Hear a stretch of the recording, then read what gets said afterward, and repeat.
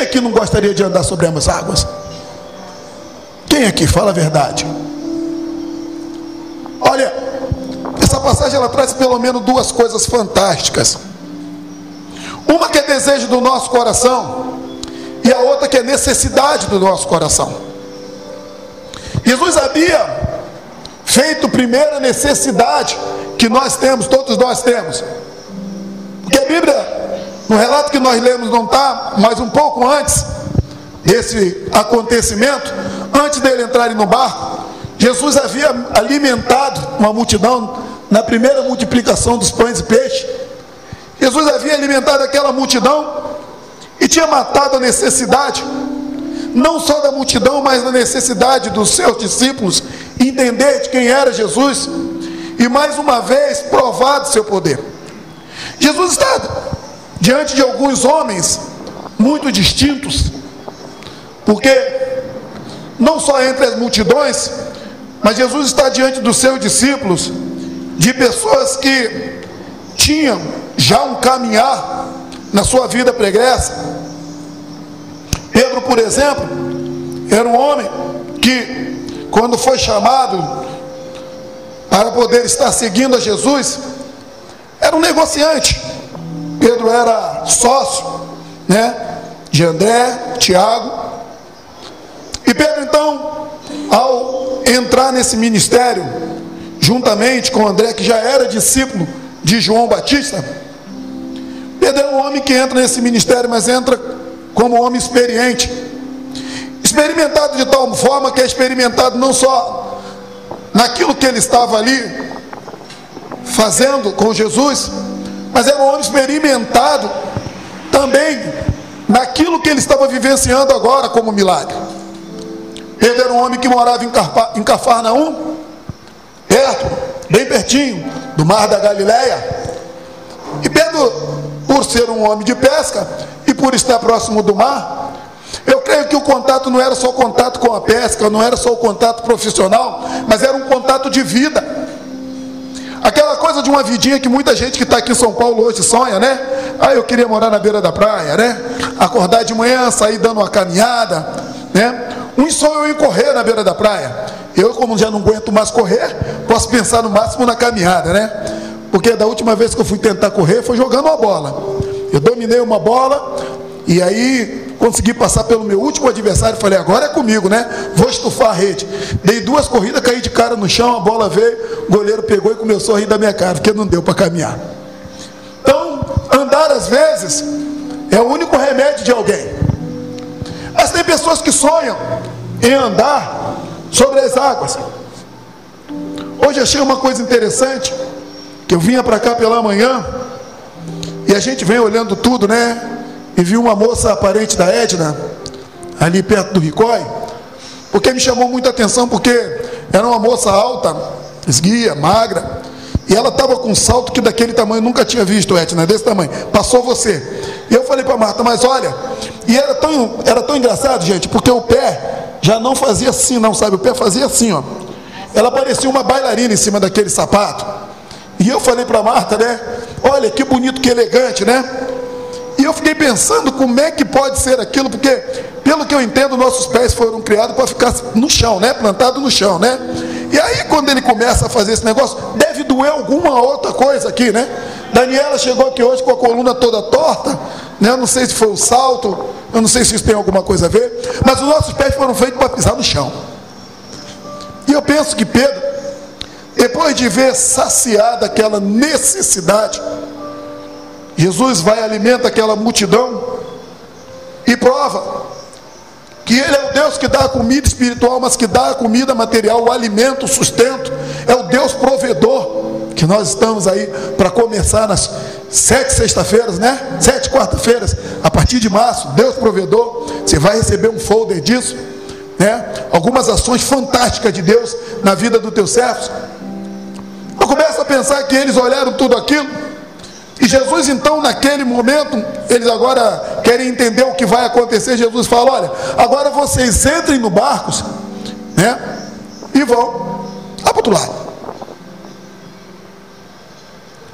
Queridos, eu fico pensando se fosse nos dias de hoje, a carreira que Jesus teria dado. Que a Bíblia diz que eles entraram no barco, começaram a remar, se afastar da margem, e Jesus foi orar.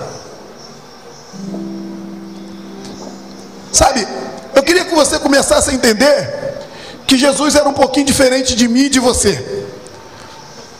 Jesus não fazia aquela oração que você bota a comida pelando no prato, e quando você acaba de orar, você ainda não consegue dar a primeira garfada, porque ela ainda está muito quente. E ela ainda está muito quente porque você orou muito pouco.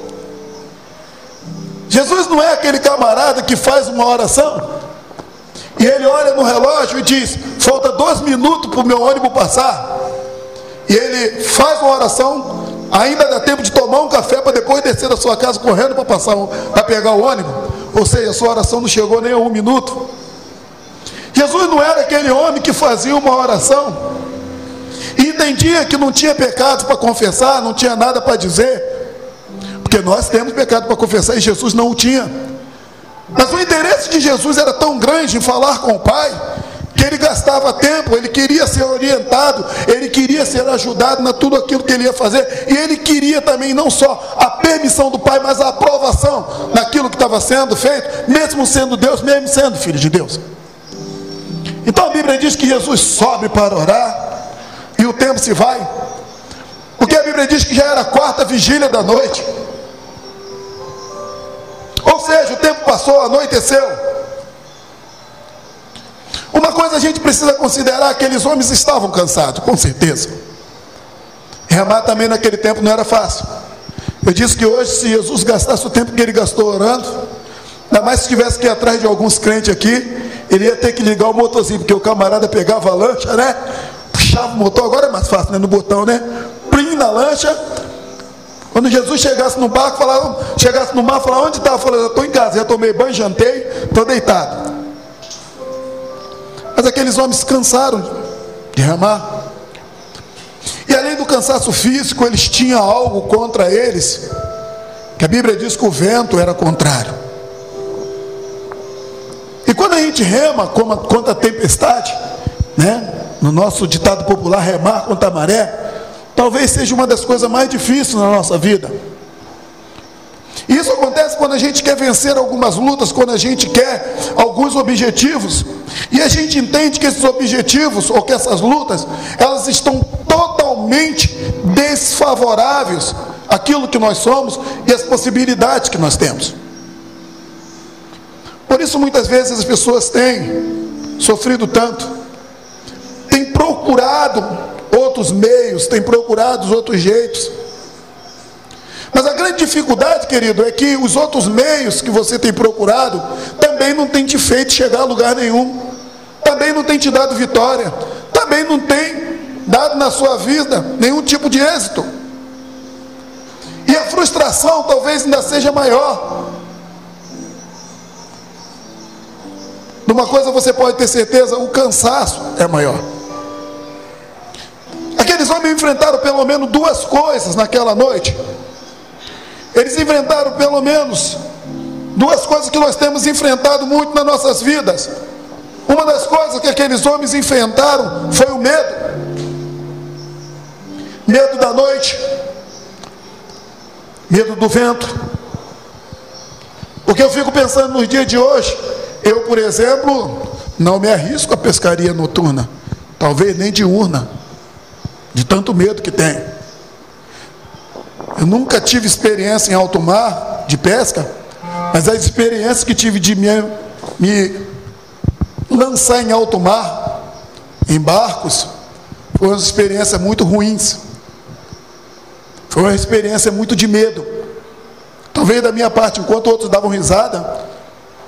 Eu lembro que uma vez que nós fomos para um lugar e entrei num barquinho com alguém, e aquilo balançava de um lado para o outro, e a água vinha, daqui a pouco ela dava uma chocalhada e ia para dentro do negócio. Eu falei: isso aqui não vai dar certo. Eu já comecei a pensar: se virar, que parte do barco eu seguro e que parte que eu fico, né? Eu até nado um pouquinho, mas eu não queria nem me aventurar a isso. Eu lembro uma vez que nós fomos para uma praia no interior de São Paulo, chamada Boracéia, e nós fomos andar no Banana Boat. E e nos arriscamos a ser os folgados, né? Eu e o pessoal da Igreja Batista de Doroteia. E aí, Marta, né? Marta estava junto. Pedimos para... O Diego está fazendo assim, né, Diego? E aí pedimos para ser os últimos. Pagamos, falamos, a última viagem é a nossa. Porque o camarada falou que na última viagem eles tendiam um tempinho mais. Que aí é a última mesmo, né? E a gente muito esperto, né? Vamos na última.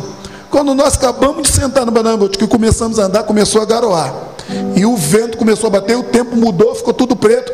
E aqueles relâmpagos, e a gente lá em alto mar, que ele levou a gente lá para o meio com aquela lancha, puxando aquele negócio. E eu falava, vamos voltar logo, gente. Nego, não, vai mais um pouco, vai mais um pouco, vai mais um pouco. E eu pensava, que bando de louco é esse que eu me meti de andar junto? E minha mulher na frente, fazendo graça, aquela coisa toda. E ele começou a dar uma rabiada com aquela lancha. Me lembro que teve uma hora que ninguém segurou, nós fomos todos para a água. Todo mundo começou a subir de volta, uns ajudou, todo mundo de colete. Querido, no final da brincadeira, o seu pastor gordinho não conseguia subir no negócio. Eu nadava, boiava, segurava nas cordas do Banana Boat, mas a perna não fazia isso. Eu não sou bailarino, nem contorcionista, e a perna até ia, mas na hora de puxar a barriga, não ajudava. Eu me lembro que o desespero começou a tomar conta, porque a chuva começou a aumentar muito, e os relâmpagos começaram a ser muito grandes. E a gente está cansado de ver casos, ainda mais no interior de São Paulo, né? Nós estamos falando dos lugares que tem mais relâmpagos no Brasil. E aquilo foi me dando uma agonia, foi me dando uma ânsia, que no final das contas eu me lembro que eu segurei nas cordas e falei, manda puxar essa porcaria para a lancha, que eu vou agarrado nas cordas. Virava a cabeça para um lado para não beber muita água, né? Cuspia um pouco da água, aí tomava mais um pouquinho d'água, cuspia do outro, até que deu para ver a praia. E quando deu para ver a praia, eu falei, agora estou salvo. Chegou a uns 150, 200 metros, já larguei, já saí nadando e fiz uma promessa para mim mesmo, nunca mais tu monta nesse negócio. E aí eu fico pensando nos discípulos, nós estamos falando do século 21, onde todo mundo está rindo, quando todo mundo dava risada e eu na minha aflição. Então nossos discípulos passavam medo nesse momento. A dúvida é a segunda coisa que eles enfrentavam. E queridos, quando a gente fala de dúvida, é uma coisa muito ruim. Talvez uma das piores coisas que a gente tem é a dúvida. Se você cair numa enfermidade, você fica pensando na dúvida, será que vai ficar certo o tratamento? Será que não vai? Será que eu vou ficar bom? Será que eu não vou? Hoje pela manhã eu não consegui pregar, estava muito rouco, eu tenho andado com rouquidões algumas vezes, e eu preciso ir no médico. Eu sou de carne e osso igual você, querido. E você começa a pensar, o que está acontecendo? Será que essa vozinha linda vai sumir? Será que eu não vou mais ter oportunidade de louvar ao Senhor? De empreender a palavra de Deus? Se você falar no emprego, a dúvida no emprego, um pai de família desempregado, sem saber, sem ter o que comer dentro de casa, ou tendo pessoas que dependam dele, ele fica pensando, será que aquele servicinho que eu vi? Eu não sei quantos tiveram a oportunidade de ver algumas pessoas, mas eu vi muitas. Eu cheguei a contar centenas de pessoas nesse começo de ano. Para todo lugar de São Paulo que você anda nesse começo de ano, tem pessoas com a pasta debaixo do braço, e aquela pasta deles estão cheias de currículos.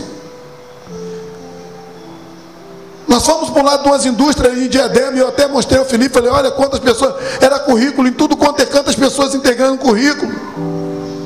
E eu fico pensando, a esperança que nutre no coração, mas também a dúvida daquelas pessoas, será que agora vai aparecer alguma coisa? Será que agora eu consigo um emprego na minha área? Então dúvida é uma coisa muito ruim. Dúvida nos nossos sentimentos. Tem coisa mais ruim do que isso?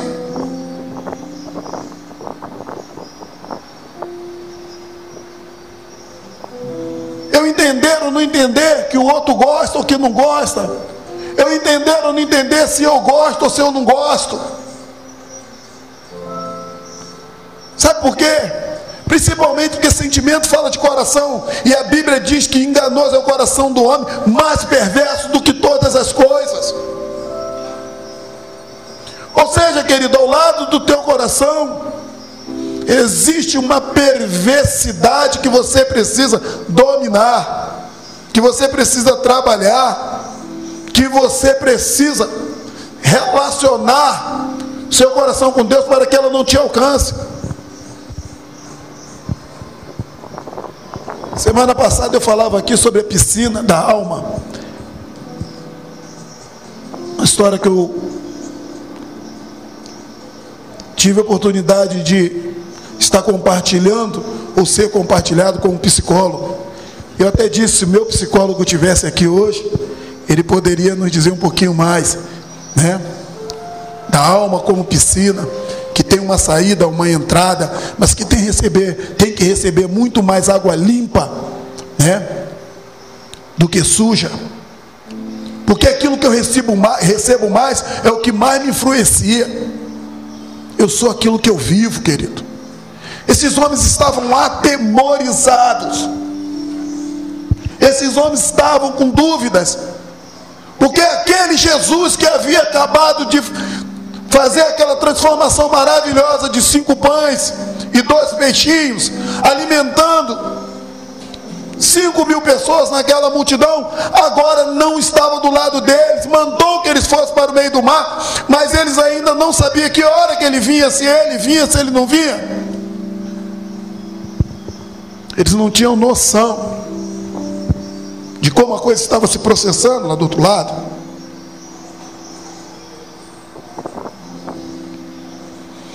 A Bíblia diz que eles andaram alguns metros.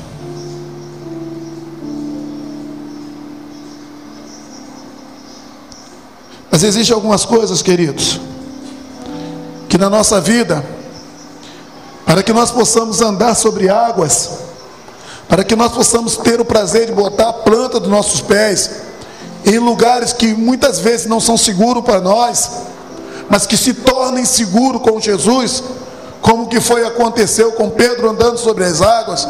Existem algumas coisas que são essenciais, que nós não podemos deixar de fazer. O que é então que nos faz andar sobre as águas? O que nos faz andar sobre as águas, caminhar sobre as águas? Primeiramente, querido, é eu entender que eu preciso caminhar na direção de Jesus. A Bíblia diz que Jesus, quando veio, eles olharam, e Pedro disse: é o Senhor. E ele disse: sou eu.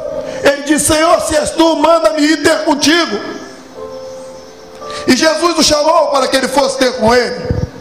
E Pedro então começa a andar sobre as águas, porque ele começa a andar na direção de Jesus.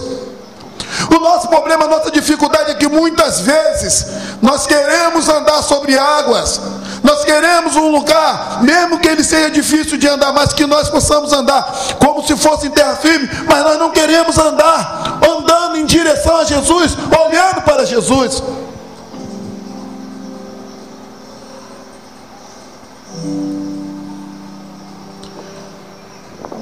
Hoje alguém falava comigo: pastor, como é que pode na minha rua, se você andar dia de semana, entra semana, sai semana, qualquer horário que você entrar, nós temos pelo menos 5 grupos de garotos de 13, 14 anos até 18, 20 anos, e são grupos, e eles estão ali fumando uma maconha, eles estão ali batendo um papo, jogando conversa fora. Ele disse que é impressionante, porque são quase 5 grupos mesmo, em cada canto, cada porta. E entra anos e sai anos, e ele mora ali desde que nasceu. Ele falou que isso vai se repetindo. E eu disse para ele, sabe, o que é mais interessante, ou o que é mais destruidor para nós, o que é mais dolorido, é que cada grupo desse que você parar, você tem jovens de 14, 15, 16 anos, sonhando com uma Hornet, sonhando com um Camaro, sonhando sonhos que dificilmente vão chegar até a vida deles. Sabe por quê? Porque a única lei que é respeitada na nossa vida é a lei do plantio e da colheita. E você precisa plantar e plantar bem. E quando eu comecei a pensar em planta dos pés, onde ela deve estar em lugar firme, eu comecei a pensar: puxa vida, eu preciso plantar em lugar firme, firme, eu preciso plantar em coisas seguras. Pedro começa a andar com a planta dos seus pés em lugar que não era firme, mas agora se tornou firme, porque ele estava olhando para o Senhor, porque ele estava olhando para Jesus. Queridos, se os seus caminhos estão vacilantes, se você está andando e você não tem como contar, porque tem pessoas que não sabem, olha, eu não posso contar, eu não posso comprar um grão. Eu já ouvi pessoas falar isso, eu não posso comprar um grão porque eu não sei se eu consigo pagar. Eu não posso me casar. Tem pessoas que namoram a vida toda, mas diz que não pode se casar. Namorar pode, casar não, né? Nessa luz dos outros pode. Mas não dá um passo diferente, por quê? Porque não tem certeza. E às vezes não tem certeza nem dos seus sentimentos, que dirá do seu sustento. Mas quando a gente olha para Jesus, todas as nossas dificuldades, todas as nossas incertezas se tornam certezas, porque é Ele que nos chama e fala: vem andar comigo, vem na minha direção.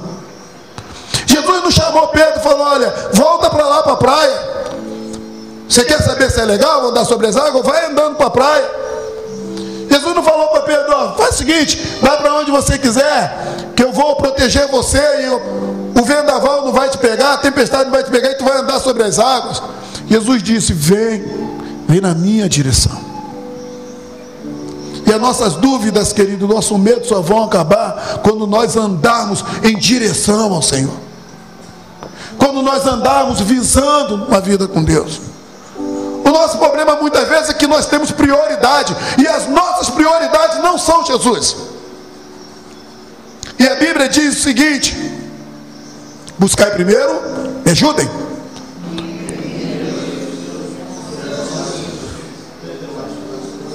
se nós sabemos isso, por que temos feito diferente? Por que nós estamos primeiro buscando o nosso divertimento? Por que nós estamos buscando primeiro alguns sonhos nossos? Queridos, sonhos nossos podem ser realizados.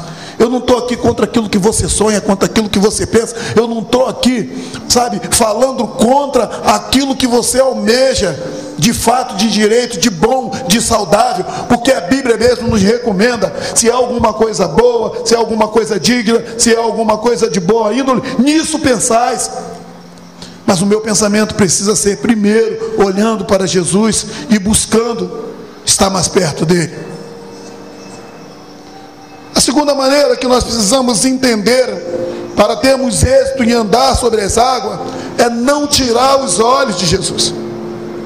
A Bíblia diz, logo depois de onde lemos, que enquanto Pedro estava olhando para ele, ele continuou caminhando sobre as águas.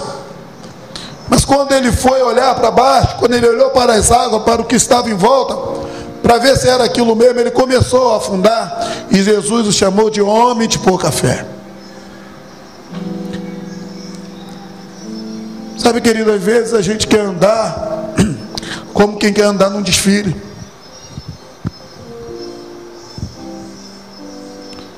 Você anda assim, olhando tudo que está ao seu redor. A vida às vezes é desse jeito, para um lado e para o outro, tudo que está ao redor. Teus olhos não estão fitos em Jesus. Seu olhar não é para Jesus. Seu andar não é em direção a Ele, mas o seu olhar também não. Algumas coisas às vezes pelo caminho têm te atraído. E quando eu olho para Jesus, quando eu estou indo em direção a Jesus, nada no caminho pode me atrair, querido. Nada do caminho pode tirar minha atenção. Às vezes eu moro ali no Doroteia há 20 anos. E às vezes as pessoas começam a falar alguma coisa de pessoas que não têm uma boa índole. Ah, você sabe quem é o fulano, você sabe quem é o ciclano? Não sei. Poucos dias morreu um rapaz lá perto de casa, que todo mundo conhecia de pequeno. Não, aqui, mas você mora do lado quase dele, 3 casas depois. Aqui ele mandava e desmandava, aqui ele fazia e desfazia. Você não conhece fulano? Falou por nome. Eu falei, não. Eu só me lembrei dele, sabe por quê? Porque alguém dizia assim: é uma casa para cima da sua que tem um Azira. Como eu gosto muito de carro, e eu notava, né, aquela nave, como muitos falam, passando na porta da minha casa, e algumas vezes até parou lá, para poder sair um carro lá onde ele encostava. E aí eu me lembrei de quem era. Mas às vezes a nossa diversidade de amizade nos tira o foco de olhar para Jesus. Nós conhecemos às vezes tanta coisa, mas não conhecemos Jesus. Pedro estava andando com Jesus havia 2 anos. 2 anos. E a pergunta de Pedro naquele momento é o seguinte: é tu, Senhor? É tu mesmo? Sabe, querido, nós temos gente dentro da igreja que está andando com Jesus há 30 anos, há 20 anos, há 15 anos, e ainda não conhece o Deus que serve, e ainda não conhece o Senhor, que o chama, que o pega pela mão direita, como diz o salmista, que diz lá em Isaías 43, eu te chamei pelo nome, tu és meu. Porque a maioria das vezes nós somos de Jesus, mas Jesus não é nosso. Nós temos comunhão, Jesus tem comunhão conosco, mas nós não temos comunhão com Ele. Terceira coisa que você precisa entender, querido, para que você consiga andar pelas águas, sobre as águas, é não perder o foco. Tenho visto algumas pessoas falar assim: esse ano eu não vou trabalhar na igreja, esse ano eu vou descansar. Eu olho e falo: coitadinho. Sabe a Andréia, essa moça bonita que está aqui na frente? Fica de pé, Andréia. Isso. Eu digo que a Andréia é mais linda por dentro do que fora, né? Falei isso para o Ricardo. É um casal que a gente ama. Olha para trás, Andréia. Olha para trás. Você sabia que a Andréia era candidata a deputada? Quem aqui sabia? Pode sentar. Você deve estar arrependido aí, sentado no banco, falou: por que eu não votei nela? Puxa vida, eu votei nela também. Por que eu não votei nela? Mas em certo momento da campanha da Andréia, quem coordenava a campanha da Andréia era o Ricardo.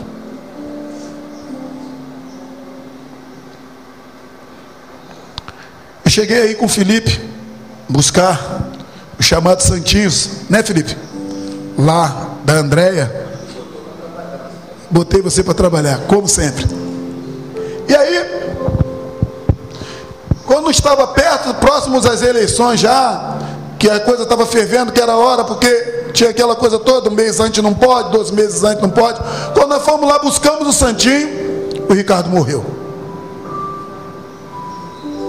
O Ricardo era coordenador da campanha da Andréia, como esposo, e o Ricardo morreu. E um dia eu liguei para a Andréia, e a Andréia fala para mim: olha, ele está aqui no hospital, e os médicos já disseram para mim que só Deus. E eu procurei um horário, que eu nunca falei isso para ela, eu procurei um horário para mim ir lá, para não encontrar a Andréia, para não ver a Andréia. Como eu tenho carteira pastoral, eu entro qualquer hora. Eu falei: eu vou lá num horário que ninguém esteja, né? A Andréia falou: a visita é à tarde, eu fui à noite.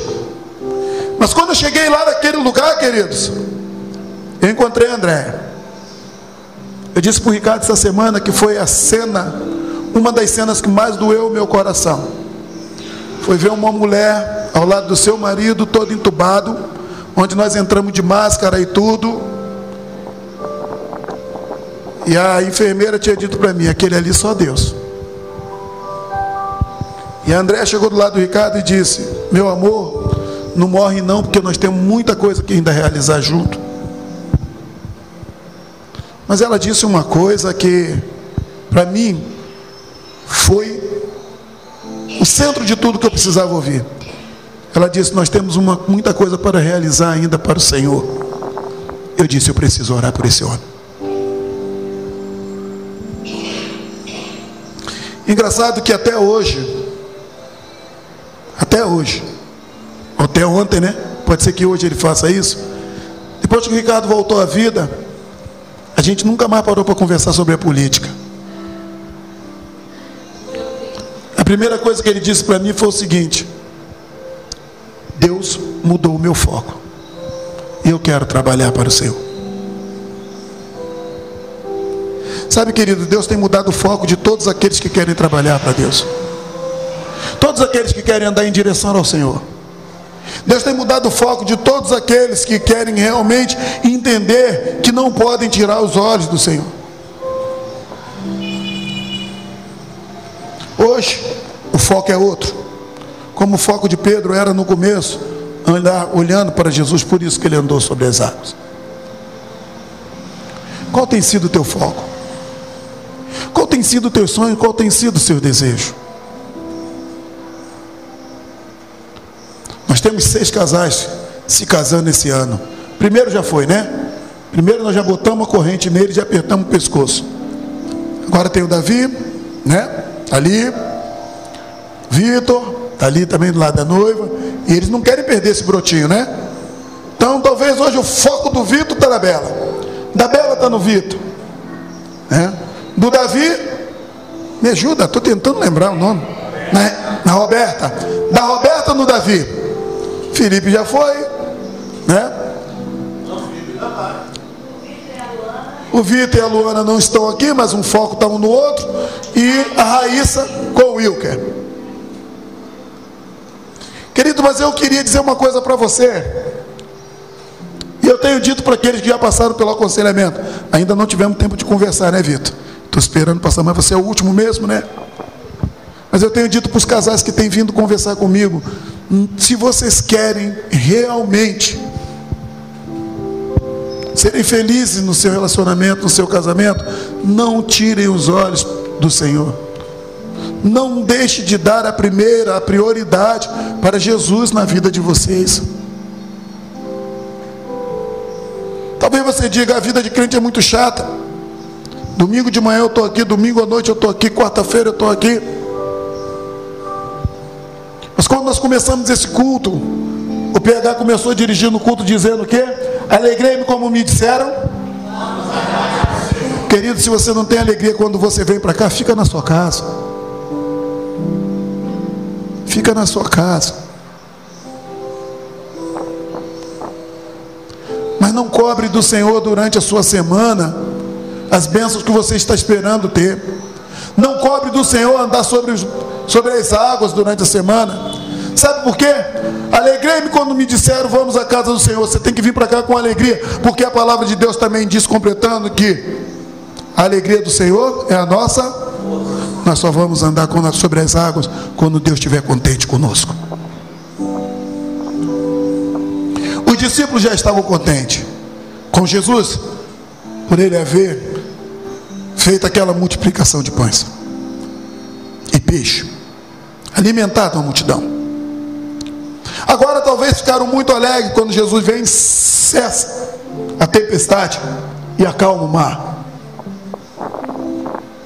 Mas a pergunta é, Jesus estava alegre quando ele olha para Pedro e fala, homem de pouca fé? Será que ele está alegre contigo? Será que ele está feliz contigo? Querido, talvez a coisa mais importante não seja você andar sobre as águas, mas a coisa mais importante ainda é você promover com a sua vida a alegria no coração de Deus. A coisa mais importante ainda é, não você estar satisfeito com tudo que está acontecendo, mas Deus está satisfeito com aquilo que você tem sido na presença dEle. E esse é o desejo dEle. Vou repetir a frase que eu vi no sábado à noite. Saí daqui com a Marta para ir num tal de Beco do Batman, né? É uma das coisas mais faladas agora em São Paulo, dentro da cultura. Zé é professor de história, né? Estão falando muito do tal do Beco do Batman. Aí ontem eu me injuriei e falei, vou lá, vou ver se a mulher gato também está lá. Só falam do Batman, catei a Marta e fomos lá para o Beco do Batman. Vila Madalena, não precisa nem dizer nada, né? Frenesi da noite paulistana hoje é Vila Madalena. E aí nós fomos lá no Beco do Batman, tirar um montão de foto e depois saímos para comer. Eu vi muita coisa legal lá no Beco do Batman, mas eu estou sendo sincero com você, nada me chamou mais atenção de quando eu vinha já tarde da noite. Eu joguei o farol na traseira de uma moto e tinha um baú e umas letras que ficavam brilhantes à noite, escrito assim: se você tiver coragem de ficar de joelho diante de Deus, você ficará de pé diante de qualquer coisa.